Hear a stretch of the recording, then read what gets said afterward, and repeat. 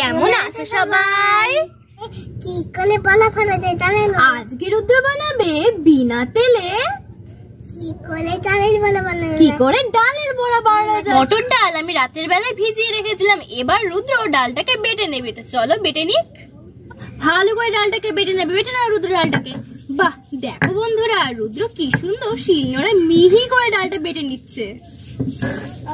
দেখো বন্ধুরা, রুদ্র কিন্তু ডালটা একেবারে মিহি করে বেটে ফেলেছে। এই দেখো, ডালের মধ্যে কোনো কিন্তু খিচ নেই। তো চলো রেসিপিটা শুরু করা যায়। মশলার মধ্যে রয়েছে নুন, হলুদ, কালো জিরে, আদা বাটা আর ভাজা মশলা। তো চলো এই মশলাগুলো ডাল ভাতের সাথে মিশিয়ে নেই। রুদ্র তাড়াতাড়ি করে দিয়ে দাও মশলাগুলো। হ্যাঁ হ্যাঁ হ্যাঁ, সবগুলো। ডালের বড়াটা তুমি কি দিয়ে ভাজবে? ডাল দিয়ে।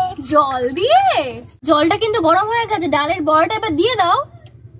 বাহ, ঠিক আছে, এবার হতে থাকুক একটু। হ্যাঁ, গরম গরম ডালের বড়া খেতে অসাধারণ। কেমন আছে সবাই? রুদ্র আজকে বানাবে আমের আচার। সর্ষের তেলটা একটু কড়াই দিয়ে দাও, কড়াটা গরম হয়ে গেছে, দিয়ে দাও। ব্যাস রুদ্র, সর্ষে আর পাঁচ ফোড়নটা ফোড়নে দিয়ে দাও। সর্ষে আর পাঁচ ফোড়নটা ফোড়নে দিয়ে দিলাম। কাঁচা আমগুলো দিয়ে দিলাম। নুন আর হলুদ দিয়ে দিলাম। রুদ্র কড়াইতে এবার জলটা দিয়ে দাও। কড়াইতে এবার জলটা দিয়ে দিল। আমটা না সেদ্ধ হয়ে গেছে, চিনিটা দিয়ে দিলাম। রুদ্র আমটা কিন্তু একদম হয়ে গেছে। তো এবার লঙ্কার গুঁড়োর ভাজা মশলাটা দিয়ে দেই। লঙ্কার গুঁড়ো ভাজা মশলাটা দিয়ে দিলাম। রুদ্র রুদ্র এবার ঢাকা চাপা দিয়ে দিলেই হয়ে যাবে আমের আচার। তো চলো ঢাকা চাপা দিয়ে দেই। চলো রুদ্র, আমাদের আমের আচার রেডি। আমরা একটা খেয়ে দেখি।